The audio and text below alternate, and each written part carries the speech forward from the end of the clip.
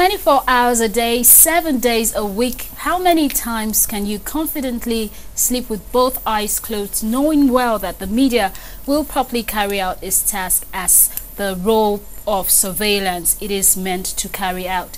Our focus on the media review segment today would be the media and security matters. What has the role of the media been so far in terms of covering issues relating to security? I'm Eunice Johnson. Welcome to the media review segment.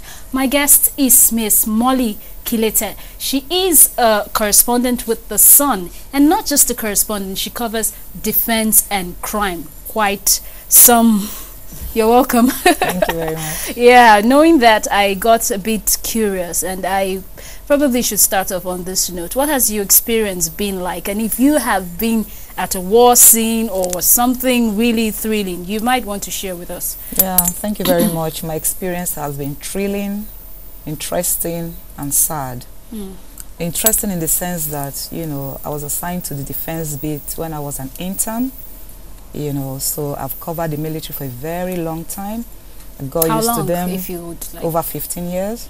So I've gotten used to them. I know what to do and what not to do. That's interesting. I've been to several peacekeeping missions abroad. Sierra Leone, Sudan, Liberia, several places. You know, I've mixed with troops. I've seen the way our soldiers work. And then that I say that it's interesting because I've gathered more experience, you know, going to those countries and hearing what the people of those countries have to say about our military. And then sad, interesting because I've got to read a lot of, you know, books on military.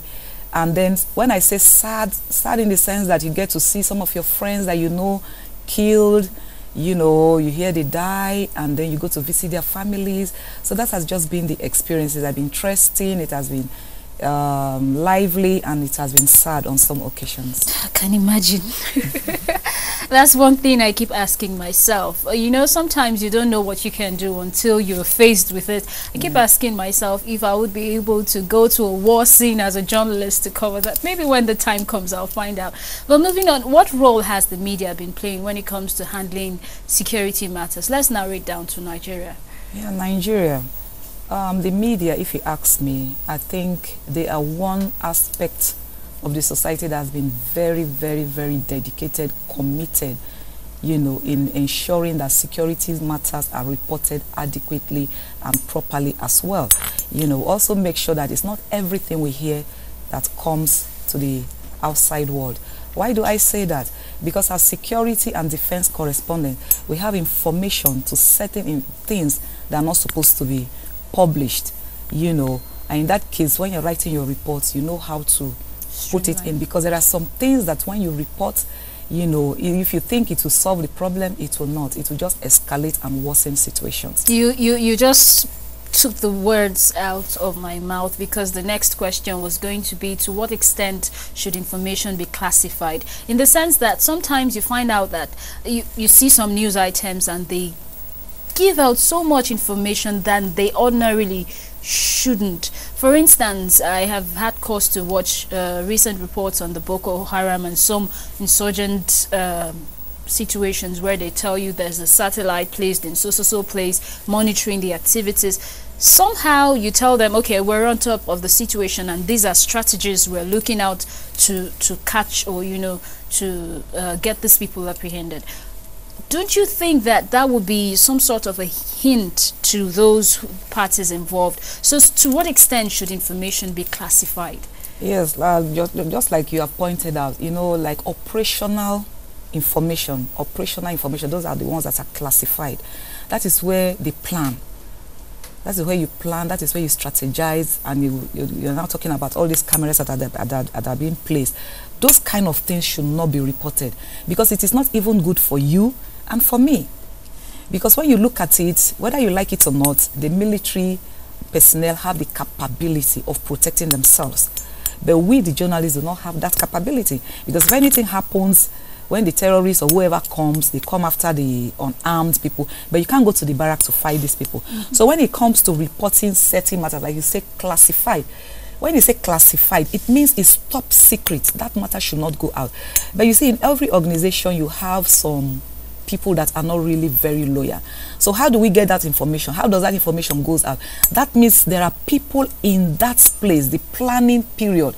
Certain people are not loyal to the country. Certain people are not loyal to the system. Certain people are not happy that this thing, if we take it this way, maybe it will end and eradicate this war at once. So because they are not happy that if this thing ends, they may lose one or two things, so they give this information out. So when they give this information out, and because they have greed at the back of their mind, you know, whoever they are working with publish these stories, which are not supposed to be. And once this thing goes out, these terrorists are well equipped.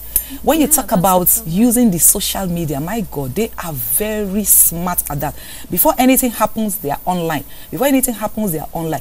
And when you now say, okay, for an example, they have a strategy to get into a certain village, maybe they have an information, and normally before they go out, they plan, they have a meeting. And if one person leaks the information out, you find out that when they're on their way, they'll be ambushed. How were they ambushed? That means an insider. There is an insider that is not loyal to the system. Because so first and foremost, we must blame the people inside before you get to the media. But even aside the insiders now, you know, since it has been reported by the media, it's like informing your enemies before you come to them.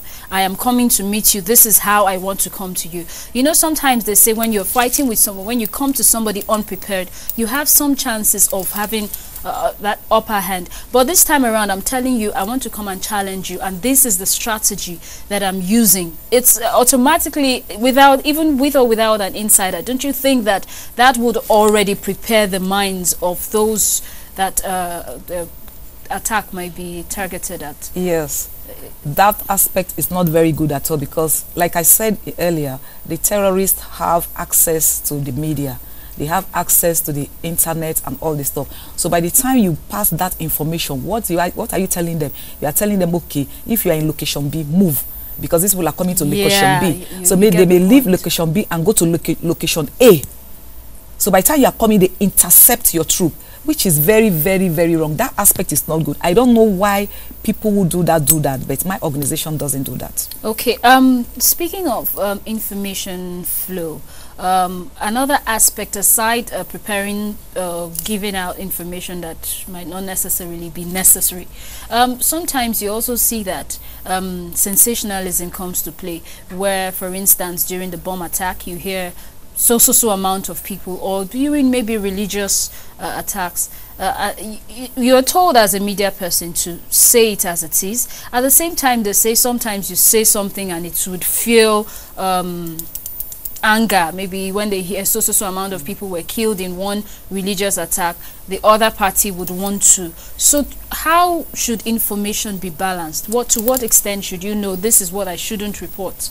Yes, in that aspect, because when certain things happen like this, you know, as a journalist, as an information officer, you also have sources. You also have people you rely on. Now, what I expect at that point, as soon as it happens, at least the information officers of the respective organizations, maybe the NEMA, police, which are supposed to give out these actual figures, are supposed to immediately, you know, give out a certain figure.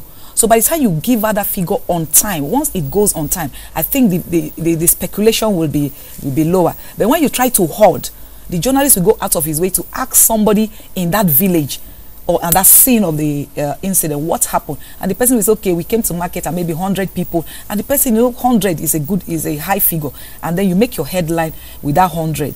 By the time the information officers are coming out with a real figure, say maybe 15, 12, maybe the incident happened at about 8 o'clock in the morning, and you are giving your authentic figure by 10 o'clock in the night. You know, so you see the gap. So that is a problem. So until we try, the information officers try to coordinate themselves. Let them work in coordination. Don't say, no, I'm the one that's supposed to give this information. This person is supposed. I think that's the problem. Yeah, sort of synergy. Yeah, synergy within the two.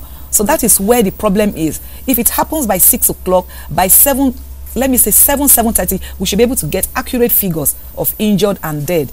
Okay. Yes. The issue of kidnap was on the increase at a point, and then you find out that apart from kidnapping, so many issues have been coming up in the security. One is that of SARS, which has been trending on different media platforms, social media inclusive. Very quickly, how coordinated has this been? How has the media been handling this issue, making people understand where it came from in the first place, what should be done, and generally, how has it been? In the first place, it was the media that has alerted the public of the, activities of kidnappers in the country, which was becoming very, very abnormal. Incessant.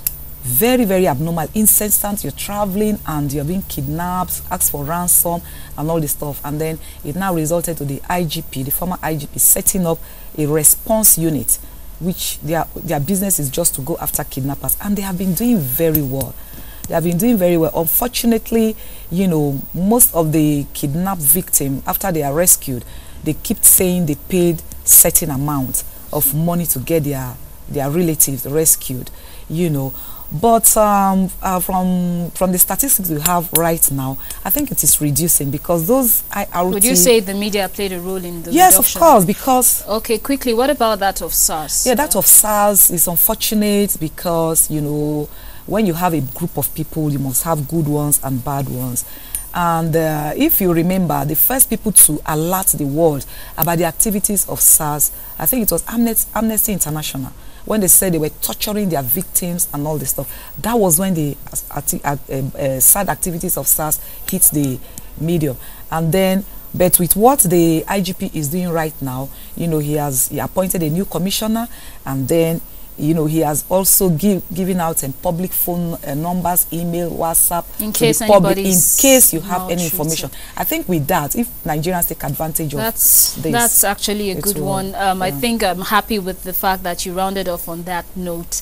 The numbers that we're giving out, I think we should make the most of it. Look out for it, and instead of just keep your mouth closed when you are being terrorized or molested, reach out for those numbers and call the necessary agencies, and ensure you would be sure that something would be done about it. The force has been on about NSARS and so many security issues, which is why we treated the media and security matters on this segment today. Thank you very much for being part of the segment.